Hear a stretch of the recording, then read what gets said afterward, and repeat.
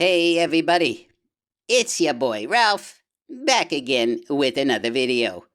Lucky you.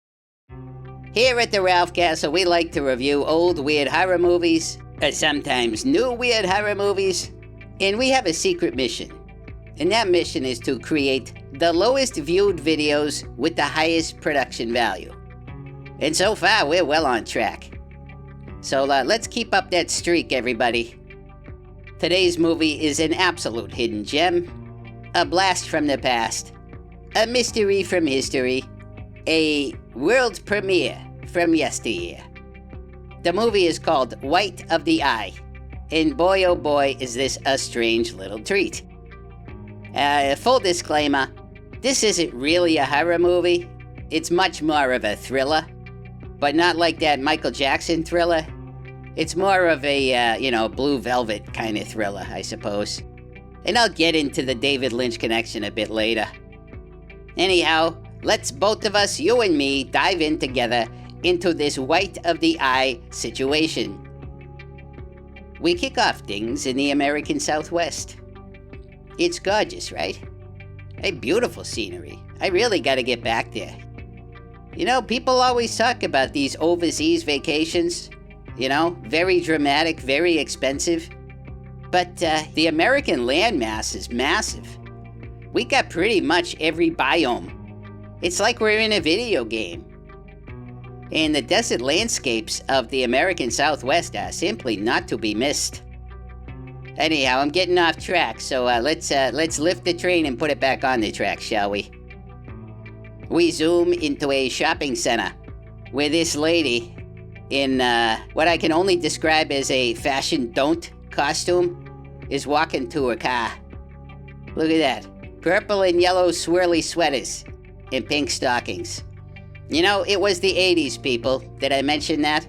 This movie's from 1987. So she heads back to her gorgeous little desert house. And she's just settling in when all of a sudden... Oh no! Whoever the heck she was, she probably didn't deserve that, that's for sure.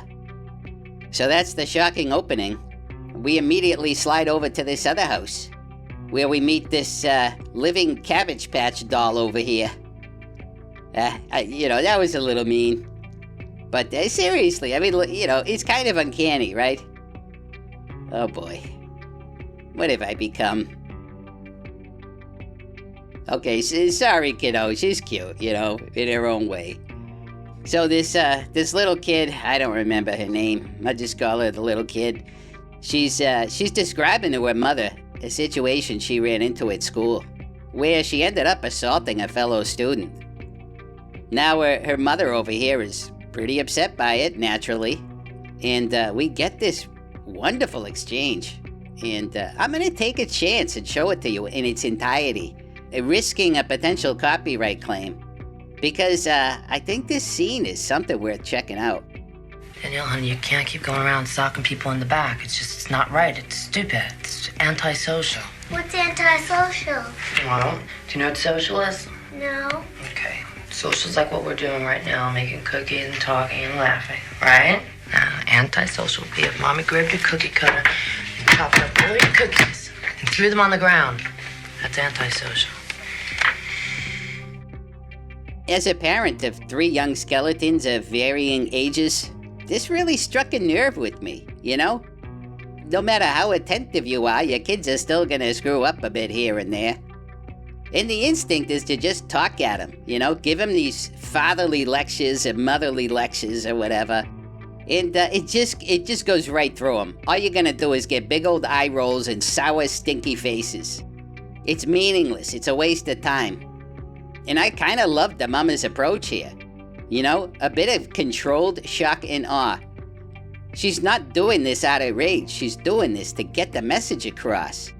An interesting bit of psychology. And a fantastic way to introduce the mama over here. Now, the mom's name is Joan, and she's played by Kathy Moriarty.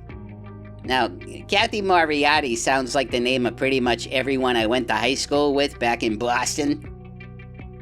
But she's an incredible actress, and it just still baffles me why she wasn't bigger. Her career started in 1981 when she starred opposite Robert De Niro in Raging Bull. Got an Oscar nomination and everything. She should have been a superstar because when you watch this movie, you're like, holy crud, this chick is great. But the character Joan is really something else. She's like this no-nonsense chick, but she doesn't go into emotional overdrive. She's not full of theatrics. She's a good person at heart. Kind of who you want at the center of your little movie.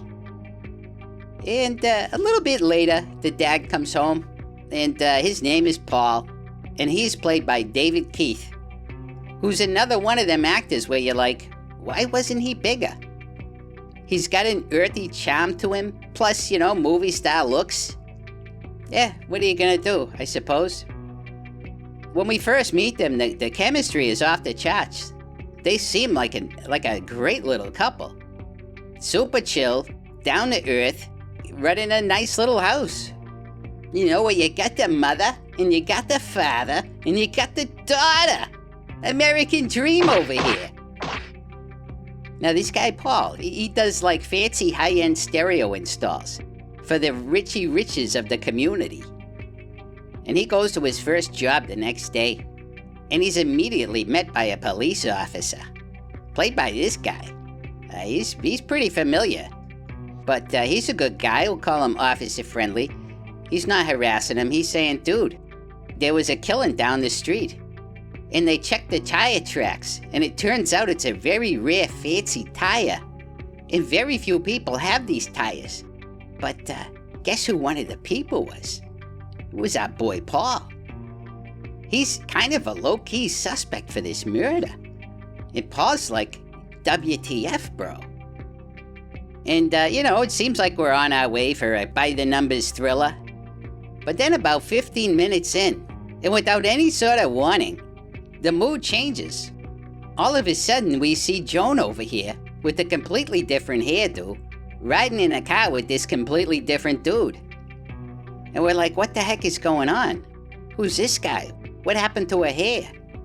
Well, it turns out we just did a stealthy flashback. Really without warning. When I finally realized it, I was like, wait a second. Is this movie perhaps a bit David Lynchian? It's not as nutty as David Lynch movies, don't get me wrong, but it's a bit uncanny.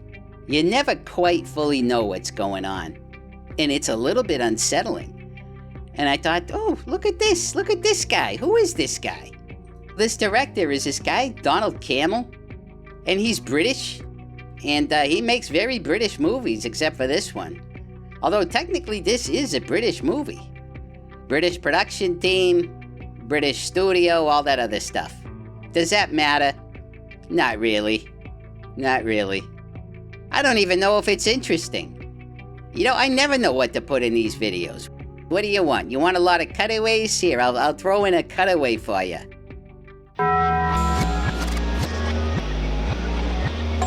Brother,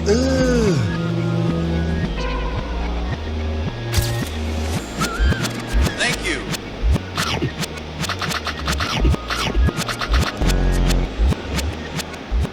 Oh wait, I shouldn't do too many of those. I might start to get some viewers. We can't have that. Okay, anyhow. So what do I love about this movie?